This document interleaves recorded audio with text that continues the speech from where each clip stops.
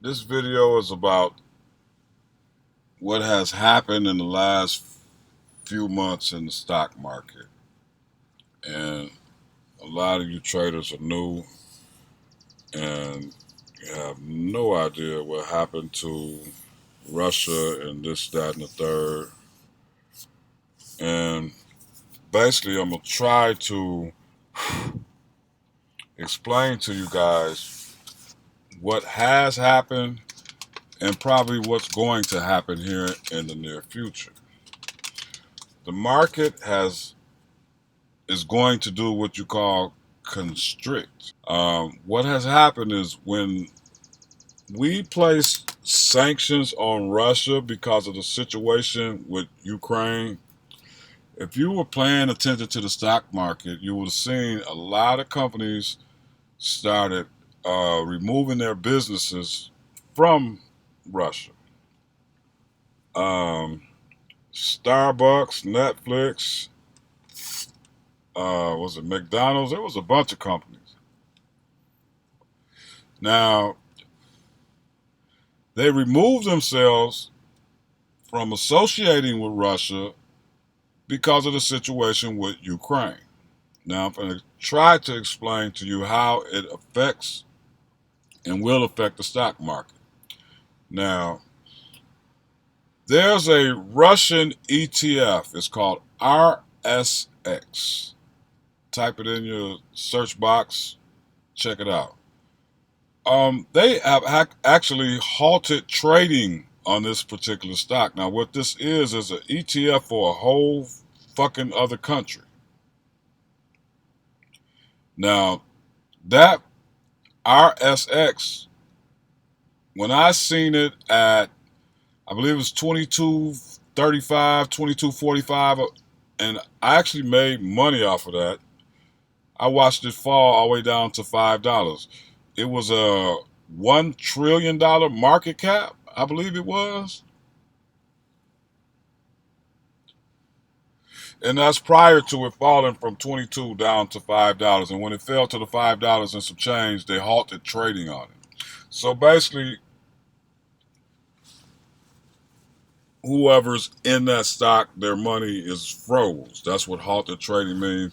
You can only sell, you cannot buy anymore, depending on what are the circumstances. It's different criteria depending on whatever the circumstances are. But in this particular case, they halted trading on the Russian ETF, and basically, who knows when they'll resume trading. Now, there are three more Russian ETFs other than RSX. There are three more Russian ETFs, and they halted trading on all three of them. So, those stocks are no longer active, no longer trading. So you really can't count that money in the overall whiff of things when the stock market does start to go back up, because they're not doing any transactions. So this is what I mean when I say we're contracting. So basically what's going to happen is this next coming quarter, when these companies report, they're probably going to wind up lowering their guidance. And the reason they're going to lower their guidance because their expected incoming revenue is not going to be that great. So therefore, you can't project a high revenue out forecast if you don't have it coming in. So once again, I'm throwing different pieces of information out there for you to help you guys form your own opinion. Yes, the overseas countries, both China, Russia, Europe, Malaysia, Spain, all of them, Australia, they all have something to do with the United States in one way, shape, or form. But the biggest two are Russia and China. So basically, I want to say this and then I'm done. Now, this is what you're going to have to look for down the road. Whenever RSX continues back trading. That means the United States of America have lifted the sanctions off this country, and they can openly trade their stocks on both the European, United States, and whatever other stock markets that borrowed them.